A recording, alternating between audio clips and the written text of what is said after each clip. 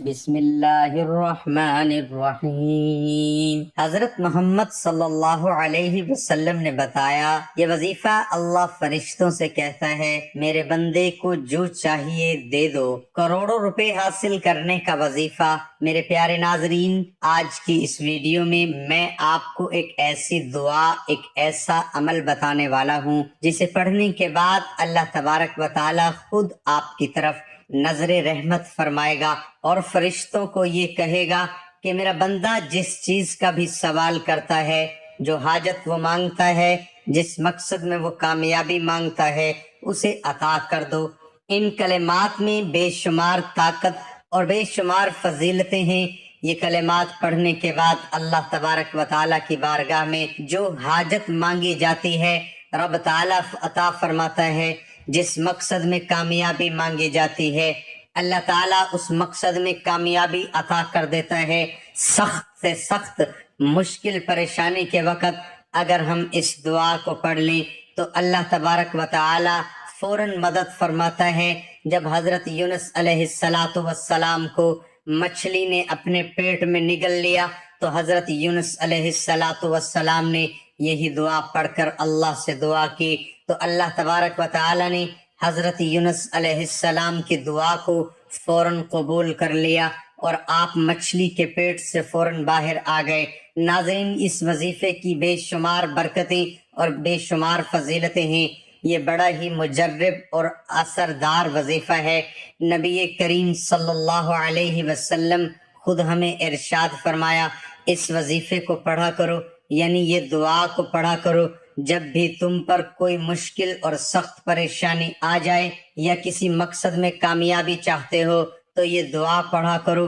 ناظرین، یہ دعا بہت مختصر سی یعنی بہت چھوٹی سی دعا ہے، لیکن اس کی تاثیر بہت زیادہ ہے، اس کی فضیلتیں بہت زیادہ ہیں۔ میرے پیارے ناظرین، آپ اس وظیفے کو ہر جائز مقصد کے لیے کر سکتے ہیں۔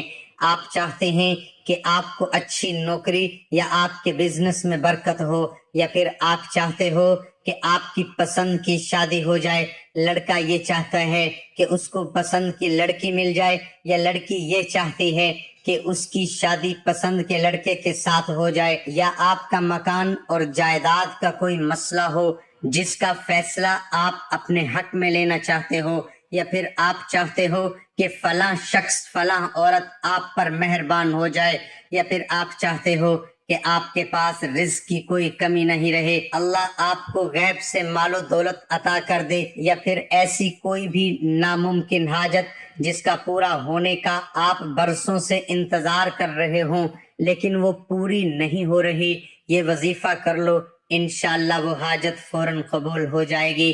اللہ تبارک و تعالی جلدی آپ کی وہ حاجت بھر لائے گا۔ ناظرین، یہ وظیفہ بڑا ہی طاقتور وظیفہ ہے، اسے صرف جائز مقصد کے لیے کریں، ناجائز مقصد کے لیے وظیفے کا استعمال بالکل بھی نہ کریں۔ سخت سے سخت مشکل، بڑی سے بڑی پریشانی کے وقت یہ وظیفہ آپ کر لیں گے تو اللہ تبارک و تعالی آپ کی پریشانی مشکل ختم کر دے گا۔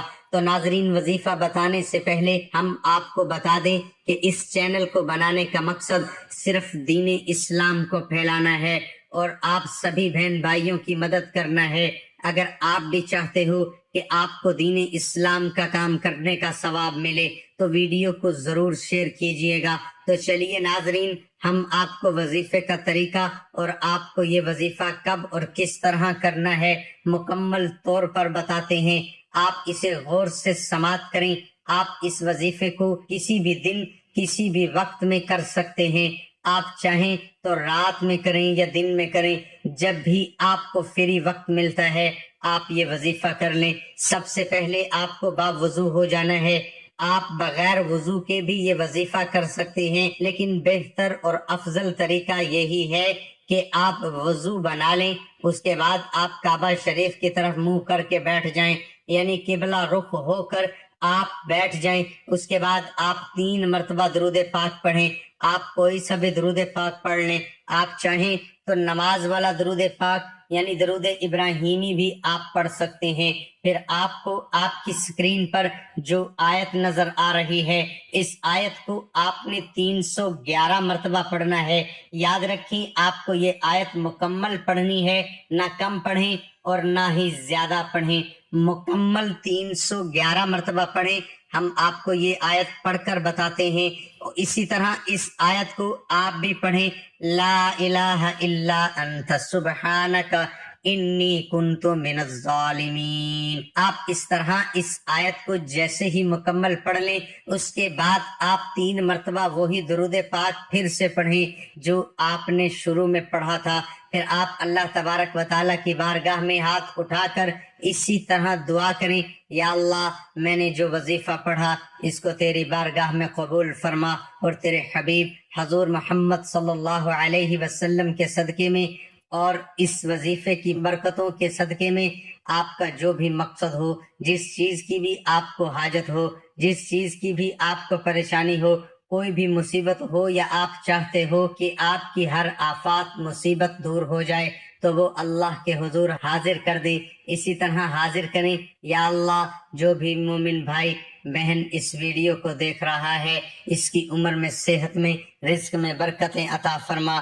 आमीन सुम्मा आमीन। मेरे प्यारे नाज़रीन, इसी वजीफे को आप जारी रखें। इंशाअल्लाह चंद दिनों में आपकी हाजतें, आपकी मकसद में कामयाबी मिल जाएगी। नाजरीन, जाते जाते एक दिलचस्प वाकया सुनते जाएं। मदीने की गलियों में एक नौजवान लड़का ये कहता है कि लोगों, मेरी जान बचाओ, मैं मर रहा हूँ। मुझ पर नाजायज हद कसस लगाई जा रही है।